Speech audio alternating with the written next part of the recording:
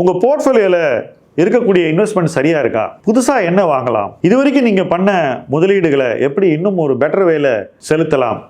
அடுத்தது என்ன செய்யலாம்? இப்போ இருக்கிற இன்வெஸ்ட்மெண்ட்டை எப்படி அடுத்த கட்டத்துக்கு கொண்டு போகலாம்? இப்படி பல கேள்விகள் உங்கள் மைண்டில் வரும். அந்த கேள்விகளுக்கு நான் விடையை தருகிறேன். AMA என்ற இந்த ஒரு வசதி மூலமாக இந்த ஃபார்மை ஃபில் பண்ணுங்க, இந்த நம்பரில் வாங்க, உங்கள் கேள்விகளை கேளுங்க, நாம் பேசுவோம்.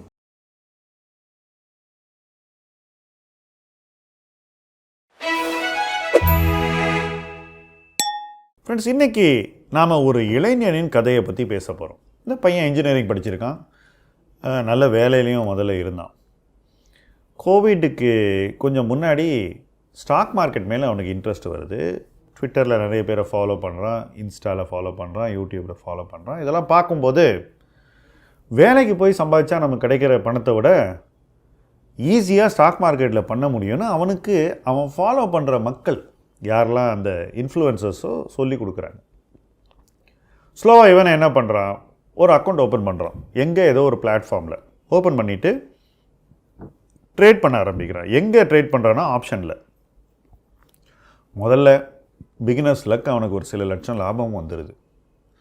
அதுக்கப்புறம் என்ன பண்ணுறான், அவங்க அப்பா அம்மா அவனுடைய சேவிங்ஸ் எல்லாம் எடுத்து, அவங்களுடைய பென்ஷன் பணம், அவங்க வச்சுருக்கிற டெபாசிட்டு, எல்லா பணத்தையும் எடுத்து மார்க்கெட்டில் போடுறான். அவங்கள்ட்ட என்ன சொல்கிறான், உங்களுக்கெல்லாம் பணம் சம்பாதிக்கவே தெரியல, நீங்கள் பணத்தை சும்மா வச்சுருக்கீங்க, பேங்க்குக்காக வேலை பண்ணுறீங்க, அப்படி இப்படின்னு சொல்லிவிட்டு எல்லா காசையும் எடுத்து இந்த ஆப்ஷன் ட்ரேடிங்கில் போடுறான்.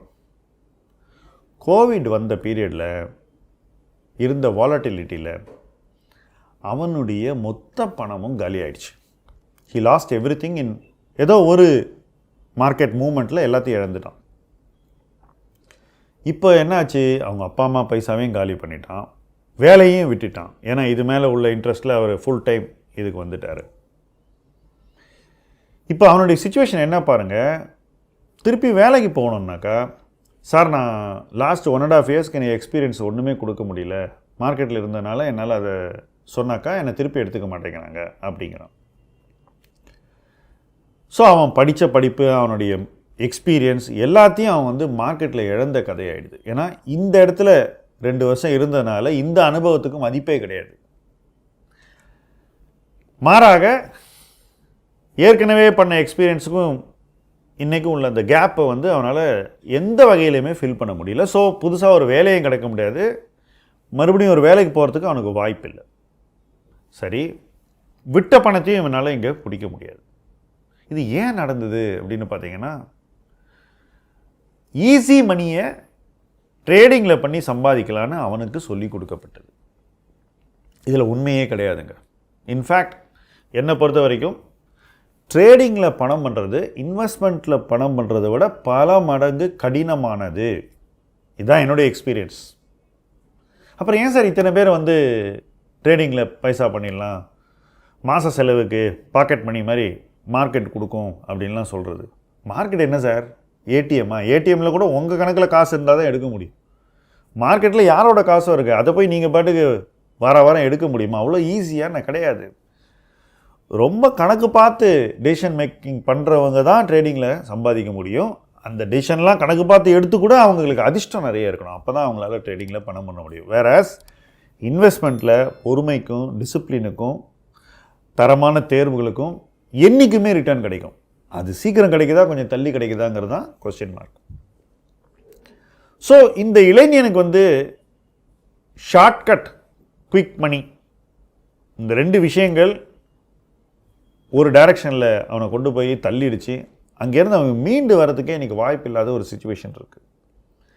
இதை பார்க்கும்போது ரொம்பவே ஹெல்ப்லெஸ்ஸாக இருக்குது. You cannot help a person after it becomes too late. Whereas early ஸ்டேஜ்லேயே ஒருத்தர் இதை புரிஞ்சுக்கிட்டு நான் இதெல்லாம் பண்ண மாட்டேன்ற ஒரு டிசிப்ளினுக்கு வந்தாங்கன்னா அவங்கள டெஃபினட்டாக ஹெல்ப் பண்ண முடியும். இதில் தப்பு எங்கே நடந்தது, யாரை நம்ம ஃபாலோ பண்ணணும், யார்கிட்ட நம்ம கற்றுக்கணும், அது ஃபஸ்ட்டு மிஸ்டேக். 2வது, ஸ்பெகுலேஷன் பண்ணக்கூடாது அப்படிங்கிற அந்த ஒரு தீர்மானம் இல்லாதது, அந்த டெசிஷன் மிஸ்ஸிங். அதனால் பிளாட்ஃபார்மில் போயிட்டு F&Oக்கு அக்கௌண்ட் ஓப்பன் பண்ணுறான் ஆன்லைனில், ஃபோனில் கிளிக் பண்ணி. அது செகண்ட் மிஸ்டேக். தேர்ட் மிஸ்டேக், நம்மளுடைய சொந்த காசில் ட்ரேட் பண்ணி பணம் லூஸ் பண்ணுறதுங்கிறது வேறு விஷயம். அப்பா அம்மா காசை எடுத்து ட்ரேடிங்கில் போடுறது அல்லது நண்பர்கள் காசை எடுத்து ட்ரேடிங்கில் போடுறது அது பெரிய தவறு. 4th மிஸ்டேக், இன்வெஸ்ட்மெண்ட்டுங்கிறது நம்மளுடைய ஃப்யூச்சருக்காக. நான் ஒரு யங்ஸ்டர் ஒரு வேலை பண்ணிகிட்ருக்கேன், சம்பாதிக்கிறேன்னா அடுத்த 10 வருஷம் கழிச்சு எனக்கு நிறைய விஷயங்கள் லைஃப்பில் நடக்கணும் இல்லையா? You need to get married, settle ஆகணும், நாளைக்கு ஃபேமிலி ஸ்டார்ட் பண்ணணும், வீடு வாகனம், இப்படி நிறைய விஷயங்கள் உங்களுக்கு வந்துகிட்டே இருக்குது. அப்போது என்னுடைய சேவிங்கிறது இழக்கக்கூடிய ஒரு பணம் இல்லைங்கிறது நானே ஏற்றுக்கலன்னா எப்படி? அதுதான் ஒரு மிஸ்டேக், அடுத்த மிஸ்டேக்.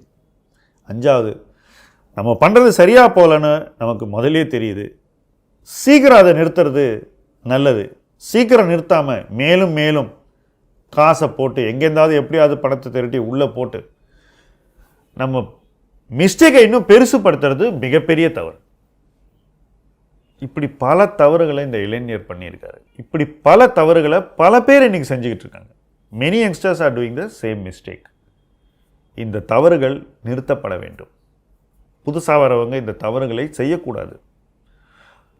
ஸ்பெக்குலேஷனுங்கிறது ரீட்டைல் இன்வெஸ்டருக்கு கிடையாது. It is not meant for retail investor. It is not meant for anyone who cannot afford to lose மணி.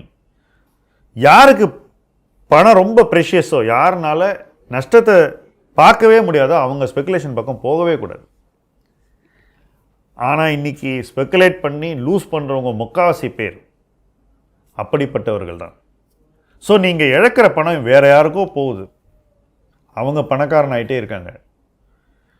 நீங்கள் தான் இந்த வாய்ப்பை அவங்களுக்கு கொடுக்குறீங்க.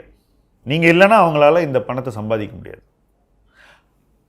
ரீட்டைல் இல்லைன்னாக்கா பணக்காரன் ஒத்தனை இதே கேமை விளையாடி பண்ணணும், அது ரொம்ப கஷ்டம். ரீட்டைல் இருக்கிறதுனால தான் அது ஈஸியாக நடக்குது. அதனால தான் இன்றைக்கி இத்தனை பேர் உங்களுக்கு ரீட்டைல் இன்வெஸ்டரை எப்படி ஸ்பெக்குலேஷனுக்குள்ளே இழுக்கலான்னு வேலை பண்ணிகிட்ருக்காங்க. இதில் இன்னொரு விதமான இழப்பும் நிறைய பேருக்கு இருக்குது. இந்த கோர்ஸஸ் எக்கச்சக்க காசை கொடுத்து கோர்ஸில் போய் சேர்றது. முதலாவது அந்த கோர்ஸ் வெற்றியை தருமான்றதே கேள்விக்குறி. ஒருத்தர்கிட்ட அவ்வளோ நல்ல ஃபார்முலா ஒரு மெத்தட் இருந்தால் அவங்க யாருக்கும் சொல்லித்தர வேண்டியதே இல்லைங்க. அவங்க ப்ராக்டிஸ் பண்ணாலே எக்கச்சக்க காசை சம்பாதிச்சுட்டு வீட்டுக்கு போயிடலாம். அதை உங்கள்கிட்ட கொண்டு வந்து அவங்க இவ்வளவு மார்க்கெட்டிங் பண்ணி விற்கிறாங்கனாலே அந்த கோர்ஸில் அவங்களுக்கு வருமானம் இருக்கிறது, அதை நம்பித்தான் அவங்க இருக்காங்கன்றதும் முக்கியமான பாயிண்ட். அதை புரிஞ்சிக்காமல் கோர்ஸில் சேர்றது இன்னொரு மிஸ்டேக். ஸோ இப்படி பல மிஸ்டேக்ஸை நான் இன்றைக்கி அடுக்கியிருக்கேன். இந்த மிஸ்டேக்ஸை நீங்கள் செஞ்சுக்கிட்டு இருந்தீங்கன்னாக்கா முதல்ல அதை நிறுத்துங்க. நிறுத்திட்டு ஒரு புதிய பாதையை தேடுங்க. ஸ்பெக்குலேஷனுங்கிறத உங்கள் லைஃப்லேருந்து வெளியே தள்ளுங்க. வெறும் இன்வெஸ்டராக இருங்க. உங்களுடைய ஸ்மால் எக்ஸ்பெண்டிச்சர்கள்லாம் நீங்கள் தனியாக உங்கள் சம்பளத்துலேருந்து ஒரு பணத்தை ஒதுக்கிட்டு அதுக்குள்ளே நீங்கள் உங்கள் தேவைகளை வச்சுக்கோங்க. வெளியே போகிறது, சாப்பிட்றது, பைக் வாங்குறது, பெட்ரோல் போடுறது, ஒரு ட்ரிப்பு போகிறது, அதெல்லாம் ஸ்டாக் மார்க்கெட் கொடுக்கணுன்னு எதிர்பார்க்காதீங்க. அதை உங்களுடைய டே ஜாப் கொடுக்கணுன்னு நீங்கள் தெளிவாக இருங்க. ஸ்டாக் மார்க்கெட் எதை கொடுக்கணும்? வருங்காலத்தில் நிறைய பணத்தை கொடுக்கணும். நிகழ்காலத்தில் ஸ்டாக் மார்க்கெட்கிட்டேருந்து பணத்தை நீங்கள் தேடினீங்கன்னா வருங்காலத்தில் உங்களுக்கு பணமே கிடைக்காது ஸ்டாக் மார்க்கெட்லேருந்து. இது ரெண்டில் ஏதாவது ஒன்று தான் ஒரு ஸ்மால் இன்வெஸ்டரால் பண்ண முடியும். அதை நீங்கள் ஏற்றுக்கிட்டிங்கன்னா நீங்கள் வெல்த்தியான ஒரு முதலீட்டு பயணத்துக்கு மாறிடுவீங்க. அந்த பயணம் உங்களுக்கு பல வெற்றிகளை தொடர்ந்து கொடுத்து கொண்டே இருக்கும், உங்களை பொருளாதார ரீதியாக உயர்த்தி கொண்டே இருக்கும். அப்படிப்பட்ட ஒரு பயணத்தில் இணைந்து பயணிப்போம். முதலீட்டு களம் உங்கள் களம். நன்றி.